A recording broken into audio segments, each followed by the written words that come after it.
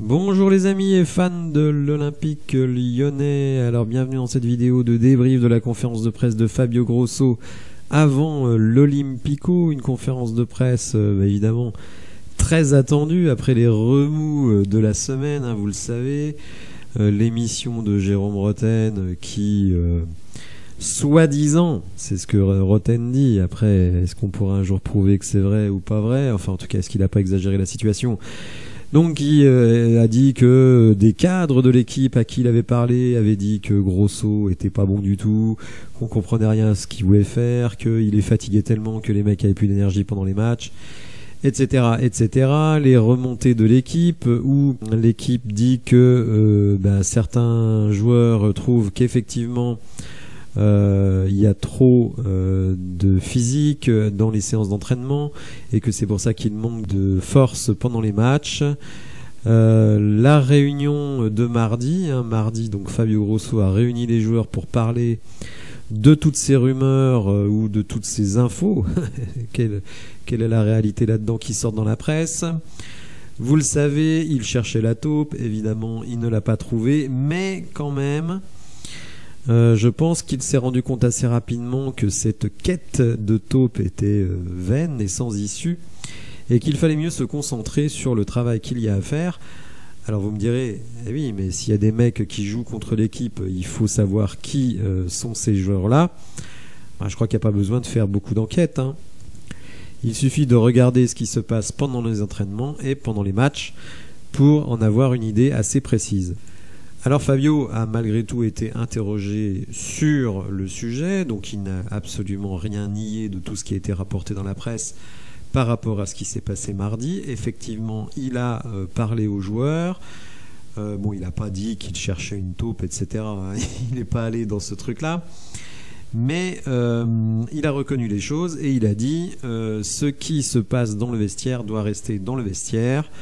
Il n'aime pas du tout qu'effectivement des choses vraies ou fausses d'ailleurs puissent sortir dans la presse. Il estime que ces fuites pénalisent un peu l'équipe, sans doute que ça pénalise l'ambiance, évidemment. Si vous avez le sentiment que des gens autour de vous font fuiter des choses dans la presse et des choses évidemment très négatives, eh bien, tout le monde se regarde un petit peu en chien de faïence. Dès que vous sortez un téléphone portable, on a l'impression que vous allez envoyer des infos à l'extérieur. Et tout cela a le don d'énerver le coach, d'énerver certains joueurs. Alors, pas ceux qui sont dans la petite combine, mais bon. En tout cas, Fabio a dit, maintenant c'est derrière nous. Lors de cette conversation, j'ai bien exprimé ce que j'attendais de l'équipe, que je n'allais pas changer ma manière de faire, qu'il n'y a qu'avec le travail qu'on va s'en sortir, il n'y a qu'avec une solidarité de groupe qu'on va s'en sortir, et en gros qui m'aiment me suivent et les autres tant pis pour eux. Fabio dit les gens qui travaillent avec moi pourront vous le dire, je pense que moi je travaille avec beaucoup de passion, beaucoup de cohérence et espère-t-il beaucoup de crédibilité, et donc il essaye de faire ça au quotidien pour emmener les joueurs vers un renouveau qui malheureusement se fait attendre, ça fait 6 semaines que Fabio est là et force est de reconnaître que pour le moment on n'a pas vu beaucoup d'effets de sa méthode, mais lui il va continuer à faire jusqu'à ce que ça se déclenche. Est-ce que ce sera à Marseille? Évidemment, ça on n'en sait rien, on verra ça en live dimanche. Soyez le plus nombreux possible. Alors à ceux qui me posent la question, est-ce qu'il y aura un décalage de son avec la télé? C'est fort possible. Donc je vous conseille d'écouter le live uniquement si vous ne pouvez pas voir le match avec les images. Alors ce qui est bien avec Fabio, je trouve, après peut-être va-t-il dans le mur, comme on dit, les deux pieds sur l'accélérateur, mais en gros, il dit « Je pousse fort pour ce en quoi je crois ». C'est difficile en ce moment. Donc il ne faut pas se mettre des ennuis en plus. Donc en fait, c'est ces petites choses qui sortent dans la presse. Pour expliquer pourquoi il a mis fin à la séance d'entraînement, enfin tout simplement pourquoi il a annulé la séance d'entraînement, c'est qu'au moment où il a eu fini sa réunion avec les joueurs, il a considéré que ça faisait longtemps que les joueurs étaient là, ils étaient arrivés le matin, ils avaient mangé ensemble, etc., etc. Et donc c'est pour ça qu'il leur a donné congé. Bon, alors après il a dit voilà, ça c'est derrière nous, maintenant on regarde devant, on sait ce qu'on doit faire, les joueurs savent ce que j'attends d'eux, et après libre à eux de me suivre ou pas, mais moi en tout cas je ne changerai pas sur l'exigence que j'ai, les exigences que j'ai. Alors c'est tout à fait louable, espérons que ça nous mène vers un renouveau qu'effectivement pour le moment on attend, on espère avoir une bonne surprise dimanche soir. Alors Fabio ne se cache pas derrière son petit doigt, hein. Il dit il y a encore beaucoup de choses à régler, hein. Clairement. Il fait pas comme John Textor, d'ailleurs il dit il faut comprendre la réalité. Alors est-ce que c'est un message à son propriétaire?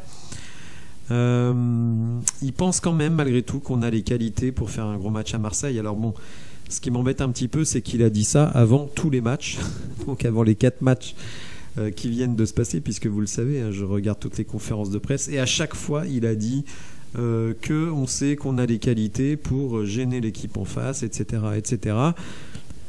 Force est de constater que pour le moment on n'a pas encore vraiment vu ça sur le terrain, ou du moins pas sur la continuité.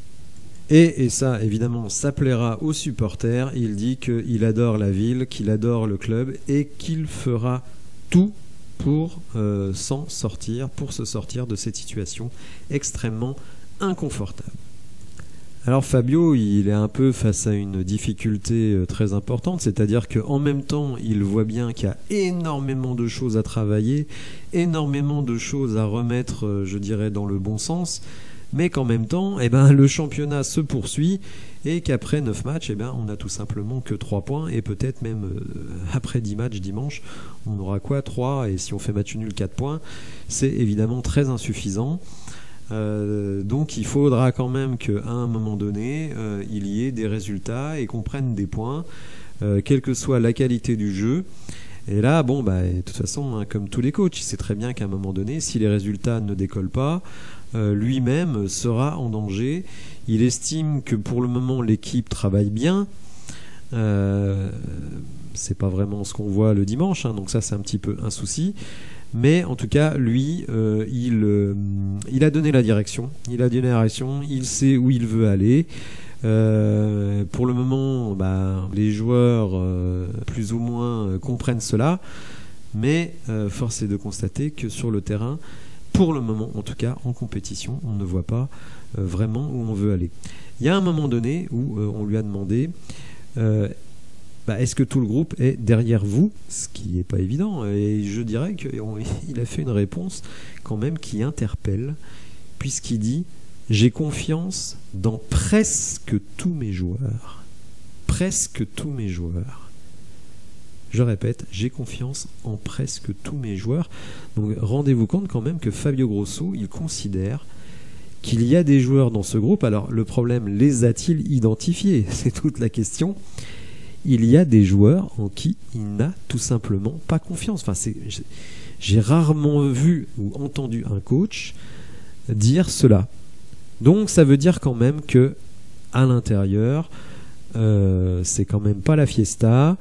L'ambiance est un peu délicate. Est-ce que c'est une ambiance sereine? De toute façon, l'ambiance elle ne peut pas être sereine, hein. D'une certaine manière, les supporters sont quand même fantastiques parce que ils vont continuer. Et ils continuent. Et nous-mêmes, les suiveurs, vous qui suivez ma chaîne, moi qui l'anime, on continue quand même à être derrière le club. Alors, il y en a évidemment qui baissent les bras, hein, ce que je peux tout à fait comprendre. Mais pour le moment, en tout cas, il n'y a pas de violence. Enfin, je veux dire, c'est ça qui est quand même remarquable, c'est que les supporters continuent de supporter et, je trouve, ne mettent pas une pression excessive sur les joueurs. Donc, ils ne peuvent pas dire qu'ils sont effrayés de la réaction des supporters, parce que pour le moment, je trouve les supporters extrêmement compréhensifs et extrêmement patients. Un sondage qui a été fait, alors pas par ma chaîne, mais par, je crois que c'est Olympique et Lyonnais, où 88% des fans qui ont voté continuent d'avoir confiance en Fabio Grosso. Alors justement, comment construire cette confiance? Il n'y en a pas 50, il y en a 2. Selon Fabio, c'est évidemment les résultats, mais aussi croire en ce qu'on fait, croire au travail, croire à la solidarité de groupe. Lui, il est convaincu de ça, reste à convaincre les joueurs. Le fait qu'il y ait des joueurs qui parlent à la presse pour dénigrer le coach ne va pas forcément dans ce sens-là. Franchement, la tâche, elle est immense pour Fabio. Vraiment, elle l'était pour Laurent Blanc, elle l'était pour Peter Bosz, elle l'est pour Fabio. Franchement, être coach, en plus, et pour le moment sans directeur sportif, vous prenez absolument tous les coups. Tous les coups.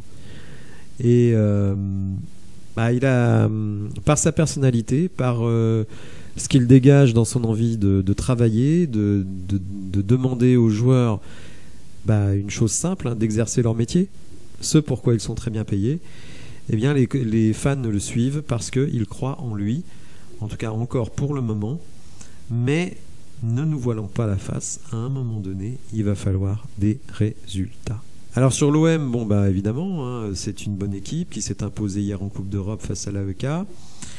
Évidemment l'ambiance, 60 000 spectateurs, en plus dans un Olympico, on peut penser que ce sera extrêmement chaud. Mais bon, quand vous êtes professionnel, vous jouez quand même pour vivre ce genre de match, ce genre d'ambiance. Lui, il dit, un résultat, ça se cherche avec de l'envie, de la sueur, de la fatigue. En gros, si on veut aller chercher des points à Marseille, va falloir se bouger. Alors, 2 dernières questions qui n'étaient pas inintéressantes. Est-ce que Fabio se sent en danger, lui et son staff, du fait de l'absence de résultats? Eh bien, il le dit encore, pour mettre les choses en place, il faut travailler, il faut du temps. Je suis déçu des résultats, bien entendu, mais la détermination reste intacte. Donc lui, il ne va rien lâcher. Alors, contrairement à ce qui a été dit hier par le Progrès, mais effectivement, si au sortir du match contre Marseille, contre Metz et ensuite Rennes, on ne voit pas des changements très importants dans l'équipe, on sera bien obligé, même si ça fait mal, de se poser la question, est-ce que Fabio est vraiment l'homme de la situation? Ce qui est sûr, c'est qu'il en prend plein la tronche par tous les médias non lyonnais, je dirais. Mais pour le moment, tout le monde fait corps avec lui chez les supporters. Évidemment, ça restera toujours la faute des joueurs. Mais vous ne pouvez pas faire toute une saison avec un coach qui ne trouve pas l'aval de ses joueurs et inversement. Donc, mine de rien, cette fin du mois d'octobre et début du mois de novembre est extrêmement importante pour la suite de la saison. Soit on enclenche vraiment quelque chose, soit on plongera encore plus dans le chaos. Dernière question qui lui a été posée sur John Textor. Alors, est-ce que tu as entendu que John Textor a dit que cette équipe, vu comme elle jouait, vu sa qualité, ne pouvait pas descendre en D2, en Ligue 2 plus exactement? Eh bien, il a dit, c'est à lui qu'il faut poser la question. Je pense qu'à l'évidence, ce type de déclaration de la part du propriétaire, Fabio doit trouver ça totalement lunaire. Et évidemment, lui, d'un côté, dit aux joueurs, il faut regarder la réalité en face, mais la première personne à ne pas regarder la réalité en face, c'est le propriétaire. Donc évidemment, ça le met un petit peu en porte-à-faux. Demain, on se retrouve pour la présentation de l'Olympico, les enjeux, les équipes, les systèmes de jeu. Avec Fabio, c'est difficile d'anticiper vu qu'il change à la fois les systèmes et les personnes sur le terrain. Il a confirmé qu'il continuerait à ne prendre que 20 joueurs pour le match, donc il en laissera 7 à la maison. C'est un management qui est un peu risqué quand même. Moi, je pense que c'est mieux que les joueurs soient convoqués. Tous les joueurs soient convoqués, déjà parce que ça vous donne davantage de solutions. Et le problème, c'est que les mecs que vous laissez à la maison, vous pouvez les perdre. Ça, je trouve que c'est un risque qu'il prend. Donc, n'hésitez pas à vous abonner. Et je vous dis donc à demain pour la présentation de l'Olympico. Merci à vous et bonne journée. Au revoir.